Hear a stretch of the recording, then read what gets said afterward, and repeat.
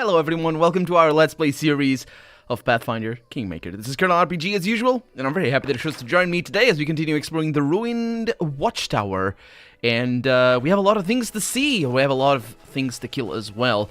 Last episode we went over there. There were a couple of fools that had basically all their money taken away from them, and now that I think about it, I actually didn't think about this off camera, but now that I'm recounting the events... Yeah! That was an ambush.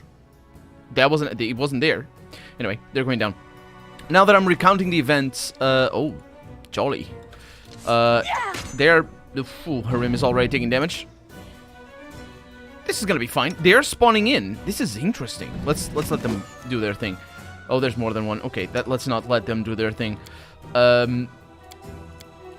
So let's do this. You're gonna need to move. You can't auto move? Come on, Octavia. That's the spirit, maybe? I don't know. It isn't. It isn't. Let's get her closer. Come on. Oh, you need to, it's a target. It's AoE, but it's on target. Did that miss? She not good. She not good. She's also gonna take a lot of damage there. Is everything going well? I think so. Oh, there's somebody over here. This is bad news. Let's see what happens. Let's actually cast this on you if I can. Octavia's taking more damage. That was a miss. The missest of misses. Oh well. It's gonna be alright. She's alive. Gilladell's not, though. She's gonna need to get out of there. It's gonna be fine. It's gonna be alright. Yeah, it's all fine. So basically, those guys in the tree, they had been told by somebody that there was a treasure there, and their ultimate solution was, let's go back and give them more money. So they tell us where the treasure really is, which I thought it was a scam already, that they told them a location of a treasure, but maybe it isn't. You know, maybe it isn't. But let's see. So that's good enough. But what now I'm thinking of, now that I'm recounting what happened, is that I really should have been able to tell them. Maybe I was able to, and I just didn't get the right option. But I really should have been able to tell them, hey, you know, this might be a scam. Don't do that. But, yeah. The reason why I don't think that was... Oh, nice. 1 coin. Despite the Stag Lord being long dead, these bandits still plague these lands. Yeah. We saw them being all plaguey and stuff before, because of them just not having anything else to do, and we hired somebody to be part of our lands. They were old Stag Lord people, and I must not forget to talk to them when I go back. Yeah, we're good. We're good. So yeah, the reason why I don't think that was a scam situation is that the game didn't really play it up too much as a joke. Because usually when it is a joke, the game is very blatant. Or games, not this game in particular, but games in general are very blatant about it. Ah, get it? It's a joke. Get it? It's a joke. And because one sturdy wall became decrepit, and one sturdy walls became decrepit and crumbled, indeed. Because if you don't play jokes up, they can be lost. And I should know that, because I say a lot of jokes. Maybe not on camera, maybe not for Let's Plays, but I do say a lot of jokes when I'm on Discord or Twitter or something, and I don't play them up. I like subtlety. And we have spiders. I don't like spiders, though. Spiders can go die. Okay, so we have two situations here. We got this spider that needs to die, and we got this spider over there. Let's see what that one does. That is appropriate. Okay, they're all attacking Valerie. One thing that somebody told me in the comments, by the way, is that the Cloak of Resistance, which is something that other people have, like for example this one, or it adds resistance bonus, that doesn't stack with the resistance. So let's look over there. So we got a 49 over here. Let's see what I can do. Let's see how that works. So there's some things that don't stack. Basically, like here, that's resistance, that's a spell. You imbue the subject with magical energy that protects it from harm, granting it a +1 resistance bonus on saves. Oh, that's on saves. Oh, that's not that great. Yeah, it's non-armor class, so I mean, I guess we could see, but it doesn't matter. Okay, excuse me. This one is gonna die pretty soon, and you are gonna die next. We're gonna have a little bit of trouble up there. Hopefully, you are about to die. You're not about to die, because Jethal is... Nah, that's bad. Okay. That's good enough. That's good enough. That's not good enough. Why are you... This is bad. Kill that spider fast. Come on. Fortunately, it's a Rim who's the target, but still. That's a sneak attack right there. I should do this, because it is free. Might as well go for it. And might as well attack you. Sneak attack, 24 damage. That was Amory, of course. What's her roll? 2d6 plus 8, and then she rolls 1d6 of fire, 1d6 of precision strike, which is what she has together with Jethal. So pretty good stuff. And we have giant spider legs, the best kind of legs, apart from, well, even gianter spider legs. Not really. I'm not a big fan. Not a big fan. Ooh. Okay, what is this? Huh, thorax pendant. Yep. What is that? The remains of cobbled road are barely visible. I guess that's one way of saying the word road. That's a ruined tower in here. Saying the word road. There's like butter, for example. You don't say a butter, you just say butter. And that's the way they use the word road right then. But usually you say a road, not road. There's a bit of road over here. You can say that. It's an interesting word. Because you can definitely use it both ways. But anyway. What do we have? We got a lot of spider cobwebs. And more of that pennant. That Torak dude had... Unless that's a god. Maybe. Had the most amount of... that looks so cool. I wish I knew how to draw like this, because it's just so amazing. It's so amazing! Once, long ago, a sturdy watchtower rose above the forest, ready to signal an enemy's approach day or night.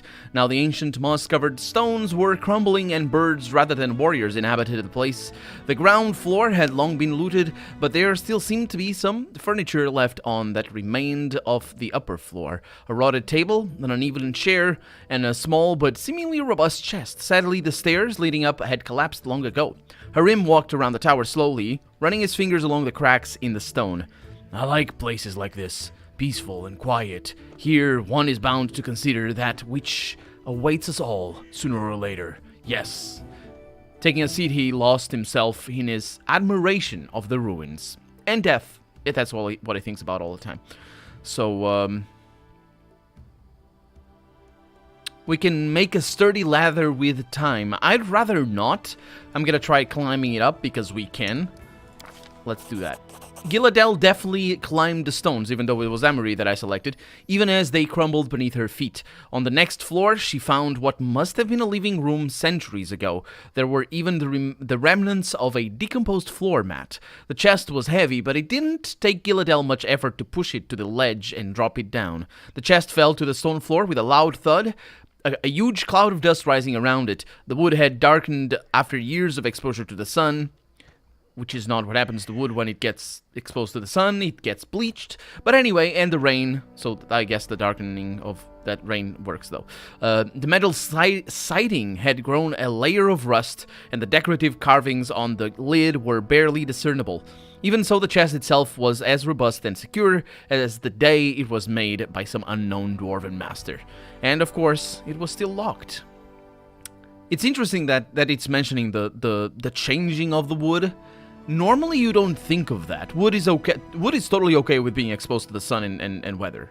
Like we don't like thinking of it as in our interior tables, and certainly chests, I suppose. If you have like a little bit of an armoire or something, you don't want it outside of, in the rain or anything like that. But like a lot of us humans have windows made out of wood. I for one have, and I can see them. I can see what happens to that wood, and yeah, it goes bleached. But it's actually pretty simple to treat, and then once it goes bleached with the sun, it doesn't bleach anymore. You just treat it with a little bit of oil, and it's all good. But yeah, wood is outside all the time. We see that all the time, especially in a medieval setting. But anyway, we search for the key. We can. That's a difficulty class of 25. Amory's got a +4 over there. Oh, but these are just a lot better. It's a lot easier. Oh yeah, let's search for the key, because of course it's gotta be around here. The search turned out to be a surprising success. Indeed, we found the key in a small niche that had been covered with rubble. Despite its age, the dwarven lock was still operational. We turned the key, and the chest's lid opened with a shrill creak. Inside we found the simple possessions of a dwarven warrior who must have once been stationed in the tower. And all the drawings are amazing. Battle gear consisting of a chainmail, a helmet, a shield, and an axe, a pair of torn traveling boots, and a metal tankard the size of a small bucket, a pipe, and a pouch full of tobacco, which had petrified over the years. Petrified? It doesn't rot? I have no idea how tobacco works. Ask me about wood all day, but not tobacco, I have no idea. And lastly, a peculiar little thing, a complex red metal cog. It's gotta be, like, bronze or copper? Copper is not a very good thing to make cogs out of, because copper is very soft. But bronze is not, or not necessarily soft. It depends on the on the alloy. So we did get some things. Let's look at our... Oh yeah, it's all dated. Is it? Is it? Is it now? It is. What the heck? Ah, we didn't get it. Okay. So a suit... let's just take it all, because we can look at it over here. So we got and it's all identified. This once belonged to an ancient dwarf, a soot-blackened apron, and a rag cogwheel ring. It's just a ring. It weighs nothing, so yeah, it's kind of interesting. A breastplate +2, that is actually pretty good. That is pretty good. Medium armor. Let's see if anybody likes that. She goes with heavy armor all the time. You go with medium armor, that's a... Oh, yeah. Maximum dexterity of 4. It's maximum dexterity of 3. She has 2, so I'm okay with that. However, no, I'm okay with that. This thing just adds +2 to enchantment, so I'll take that breastplate. Really nice. And then you have a breastplate +1. That hide armor is just not that great, and her dexterity bonus is +2 as well, so nothing to write home about. We have a great axe that we're not actually using. She can use it. She has an Earthbreaker. I really don't know what that's supposed to be, but I guess all we really need is the attack rating and damage. So this thing is a it's a 1d12.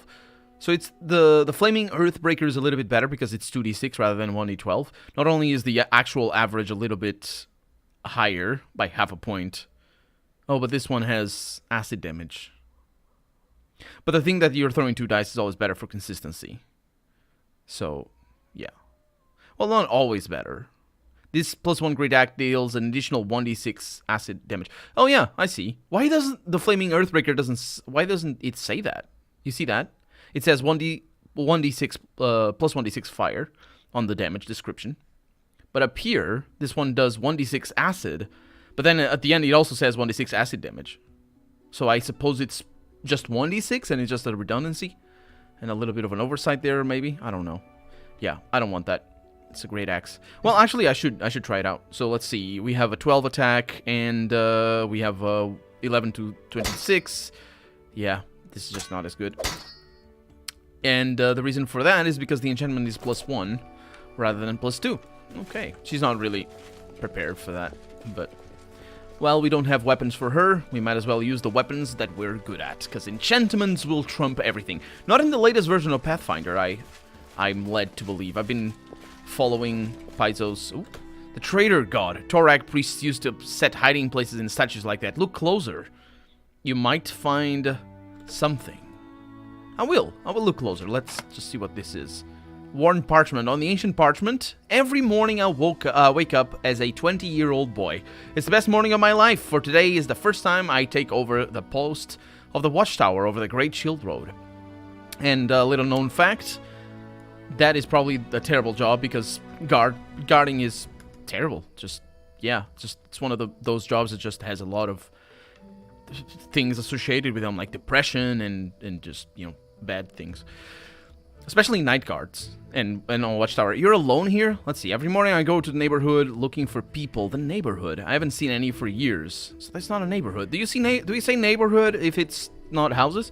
If someday somebody returns to these parts and manages to read this, remember our names. It's multiple people. Good. This tower was built by dwarves of the Wadadash Skiege and Langbuk clans in 42-41. It was abandoned in 44-99. We, the last shields, were left behind to keep our eternal watch for the glory of Torag and the Dwarven people. Our names were Gogan Skiege and Wark Langebuk. It was our free choice, and we have no regrets. Sure. Good stuff. Yeah, but they were very happy. It's an interesting line. I woke up every day as a 20-year-old boy, or a 20-year-old man, or whatever he said. And that's cool, because I wake up every day as a 31-year-old person. And I'm not saying anything too surprising. It's just my age. You can say that at any age. Unlike the time-worn watchtower, the statue of Torag is in perfect condition. The dwarven god's face has a stern look, almost accusatory, when combined with the surrounding devastation.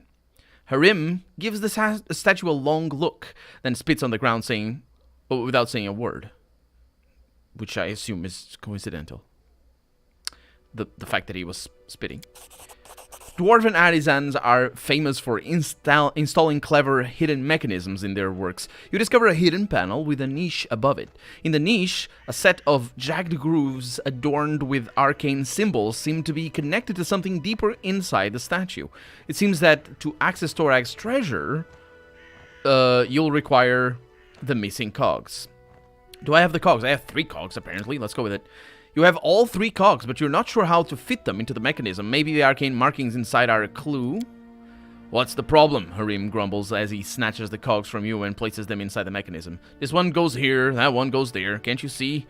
You rotate the cogs and hear a rumbling noise from the statue, followed by a loud click. The panel opens, revealing the treasure stored within. And I'm gonna say that my character makes a obviously surprised face as Harim says anything at all that isn't related to the slow decay of life, even if what he said was slightly condescending, or not slightly, just absolutely condescending. But we did it. Are we through, or what happened? Oh, we had to have another perception check. There was a DC 0 though, so it would be quite hard to fail, but still. I rolled a 26. That's how good I am. A full plate. A belt. Take everything. Also, there is a chest. Or, not a chest, a recipe. Lovely. Onion soup. It's good. It's good. You do need to add a lot of... what's the word? Not spices. Well, it is spices, but it's like the one that's bitter. I don't know the name. Physical perfection. This belt grants its wearer +2 enchantment to strength, dexterity, and constitution. Not to charisma, though. I mean, I guess charisma is not necessary. Anyway, bonuses of the same type usually don't stack. Well, thank you very much. Strength, dexterity, and constitution. I will go with that for me. That said, this does have a maximum dexterity bonus of 5, which sucks. Because you can see over there, that is really good. The +1 on strength would be nice for an extra +1 on damage. Is that really a problem? What do you have over here? Maximum dexterity 0. Yeah, she's not... I don't like that. I don't like that. Oh, this one is better? Oh, because that's a half plate. This one is just better. Full plate +1, absolutely go for it. So she has a +1 over there already. So I could give her that, but that wouldn't give her an extra, oh, you have one already. +2 strength. Well, this does add strength as well. So let's go ahead and do that. And as for you, you can have +2 strength. Absolutely. So, for the half plate, do you like a half plate? Nope. He has a half plate +2. That adds... Oh, that's good. So, it's interesting that the half plate doesn't... that's also a made-up word, by the way. I'm trying to think what the real-life counterpart is, but... the creators of Dungeons & Dragons, the original ones, I don't remember their names, though I should, because they're famous people. Torax? I don't remember his name. Yeah, they didn't know medieval weaponry. So plate mail and chain mail. Plate mail is not a word. That's not what this is called, but still, this is half plate mail. I believe that comes straight from Dungeons and Dragons. And we have a worn parchment. Yeah, everything's good. Those are not things. Half plate armor. What would that be? Just the breastplate? But like, what? I'm not even sure if a breastplate is the correct name. I don't think I've seen it ever, but then again, I've studied a lot in Portuguese, so yeah. Most of my knowledge of names in English come from watching videos about people who are more pedantic than I am regarding regarding the naming, the characterizations, and the categorizations of everything. So we got a ferocious wolf coming up. Valerie can go right up there, and she can go in. No, she can't. She cannot. She must not. What the heck? Are they attacking the troll hound? That's weird. The troll hound is mined. Mined? Sure. Did I get the kill? I hope so. I did. I get an experience. Murder. Let's get you up there. Gilladel, what are you doing? Where's she? Oh, she's over there. I thought that was her.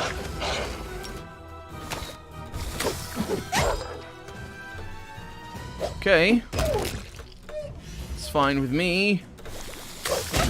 Nice sneak attack. Skin them all. And get their stuff. Even though it is heavy. So why was that? Why? I'm wondering if that is some sort of storytelling device right there. The fact that the ferocious wolves are attacking the troll hounds. Because if that means that the forest itself is against the trolls, because the troll hound, I believe, is just a hound that is of a troll somehow. I saw that. So I wonder if that's like, oh, even nature is against these trolls. They're... Ooh, speaking of trolls, we have one up there. Oh boy, Octavia's going up. She shouldn't be going up. Valerie goes in. That troll is upset. And he has hounds. Okay, let's get Amiri and Jaethal over there. It's 22 damage. That's 21 damage. That's pretty good. It's 20. They do so much damage. 24. It's fantastic. I love having them too. There we go. Okay, skin. What do we have? A silver ring and a gat or a gate or something. I never know. I think I learned how to pronounce that, but then I forgot. So, yeah. What do we have? Nothing too extraordinary. I wish because we have everybody selected, I wish we saw the items being usable. If anybody in the team could use them. Because right now they don't do that. So we've been everywhere, and we can't go anywhere else. Let's leave. I think. Yeah, I can... Right, oh no, let's not leave. Let's leave through here. Much faster.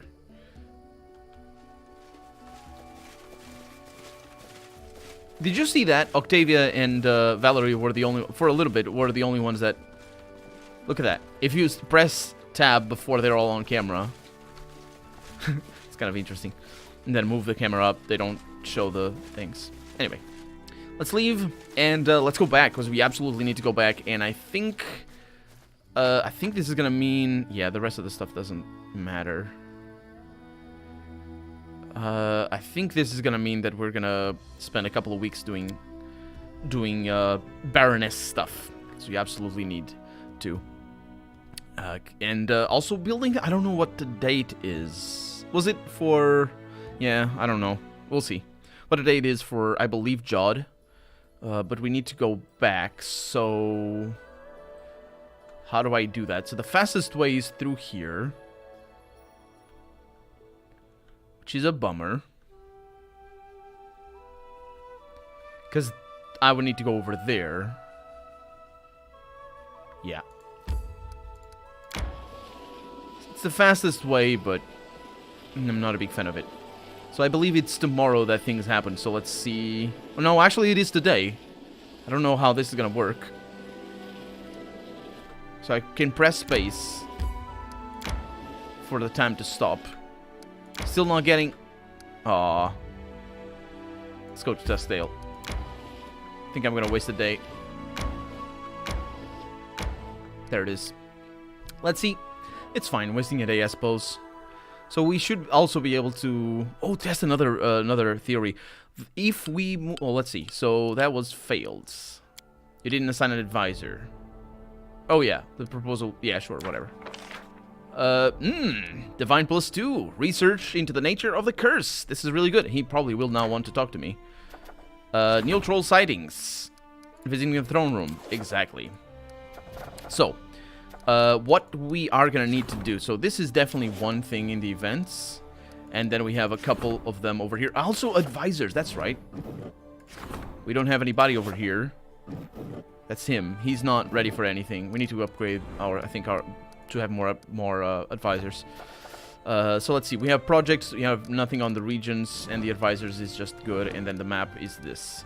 Trade guard. Haha. Projects. Okay, let's look. So, no advisors here. I need to use the arrows. No advisors, no advisors. This is for Jod, indeed. No, but that's training. This is for Amory. Doesn't have a time limit. Talented recruits. Absolutely, I'm going to need that. This is for Amory. And it requires... Yeah, that's the one that I'm going to spend time on. Again?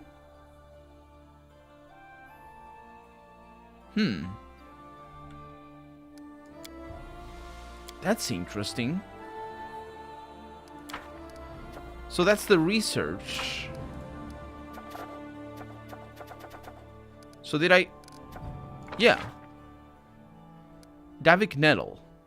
It appears that curses are a mysterious, little understood magical phenomenon. They can have devastating effects on their victims, but the source of their power is virtually unknown. Perhaps it would be well to keep an eye on... It would be well to keep an eye open for any other curses we might encounter. This research has increased our understanding of divine magic. So I'm thinking that is just a thing that we do, and we get the results. The Bald Hilltop has been scorched. Yeah, so it's basically the Bald Hilltop again doing research. But there's not. There's only this one, but I'm waiting for Amory. Now, when is Amory gonna be done?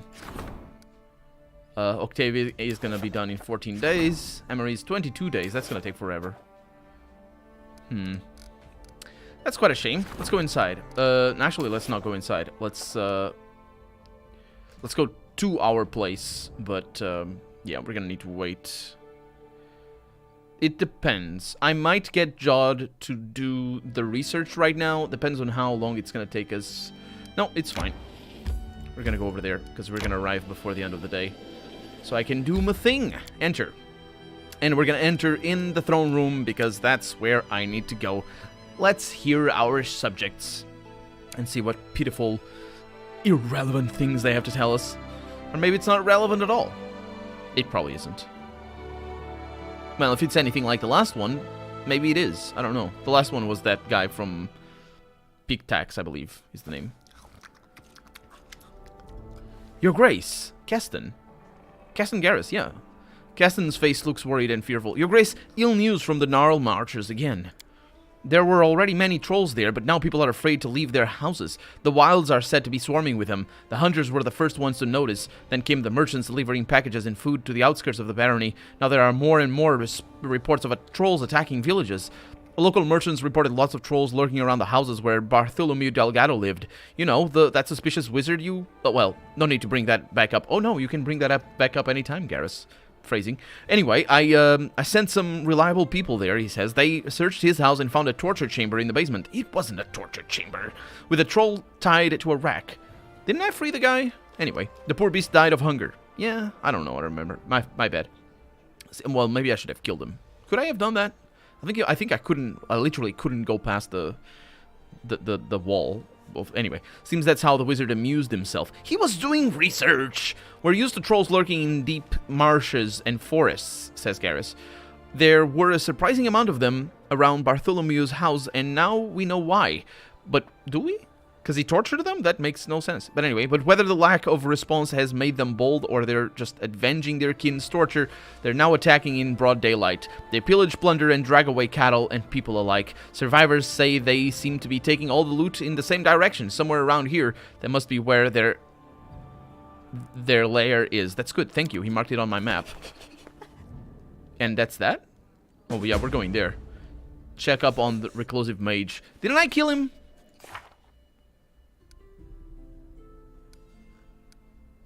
It seems several trolls... maybe it's a different one. Okay. We're good. We're good. We're gonna do that. Let's look around. Let's go around and have a chat with people we haven't met already. So I am, I believe, over encumbered because of I'm fatigued. Yeah. Trishan, Guard, Gareth, Lindsay. I need to talk to everybody. I need to go outside. I don't want to rest right now, without deciding what I'm gonna do with Jod.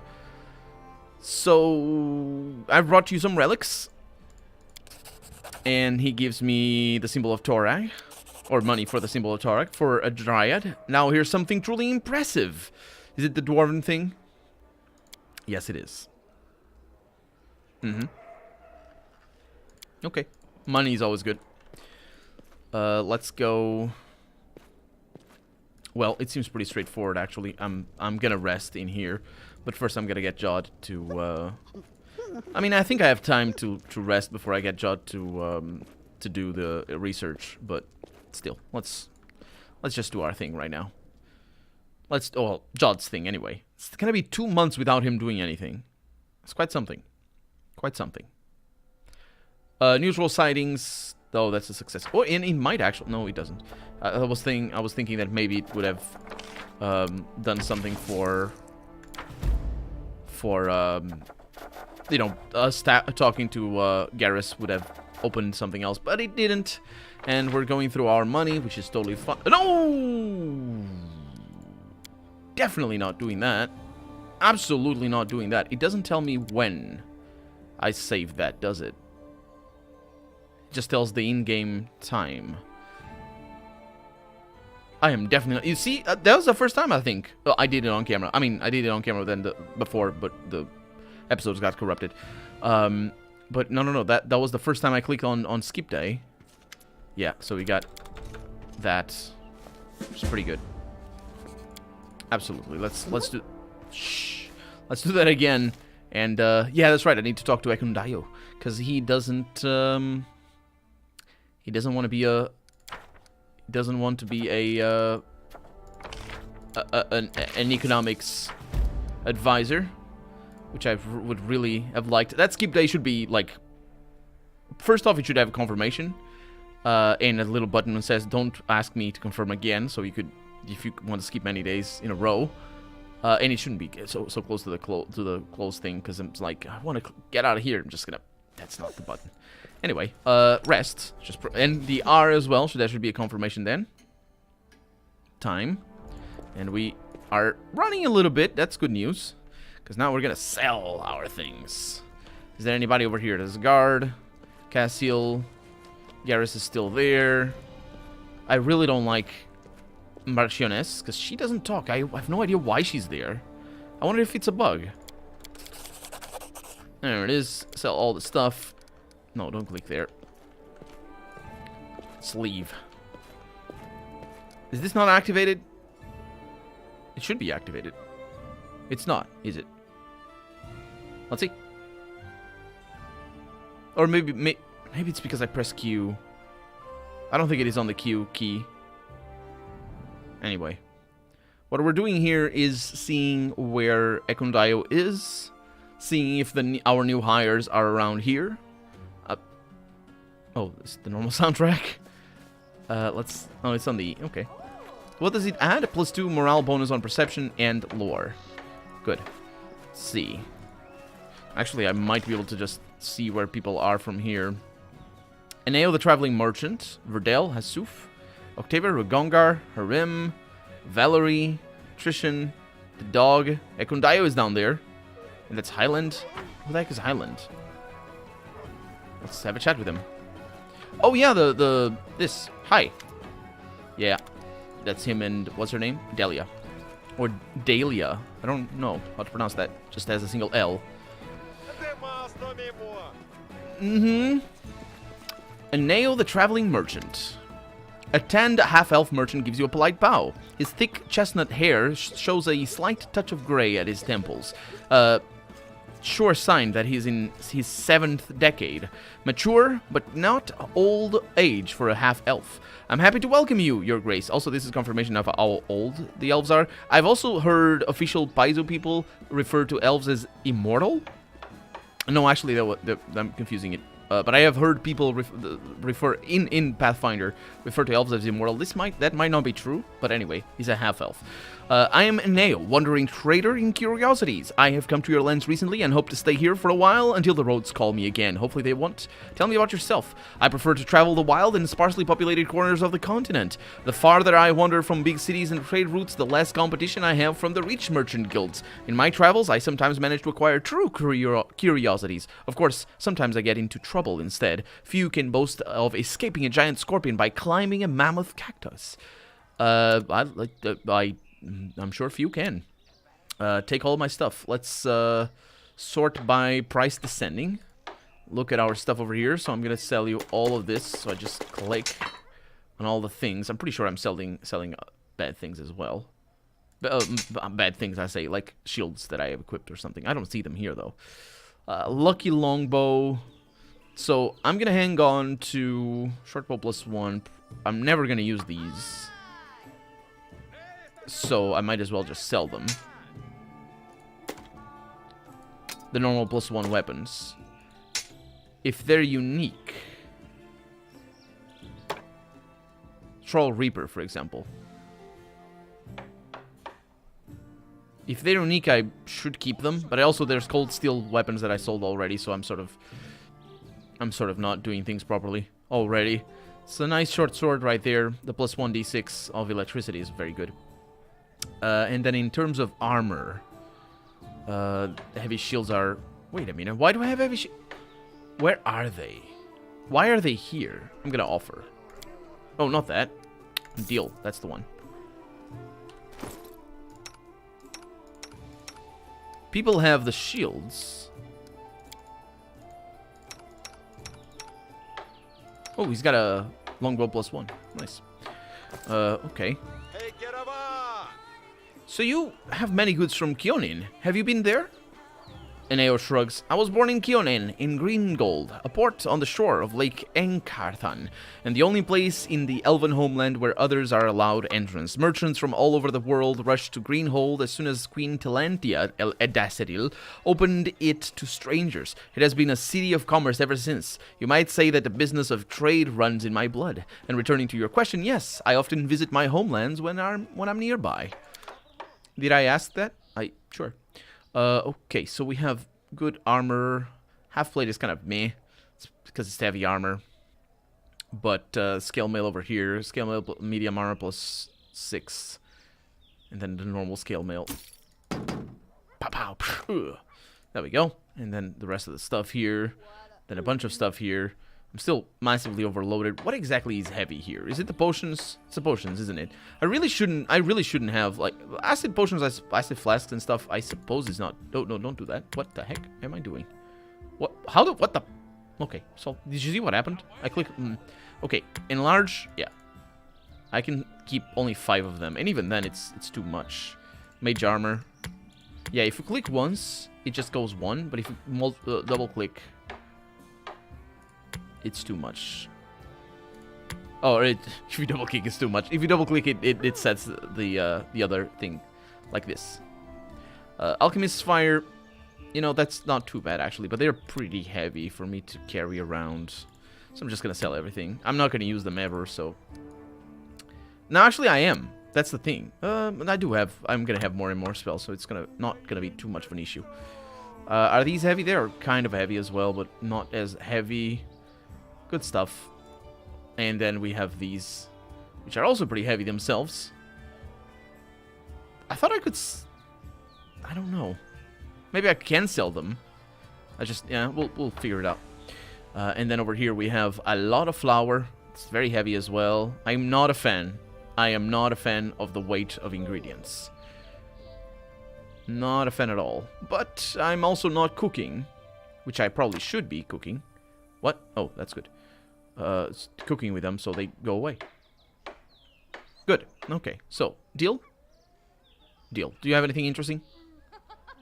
That's all the stuff I sold. It's a bunch of composite longbows. I'm not really sure what my character saw from whatever country that was. Arsinoe. How can I help you?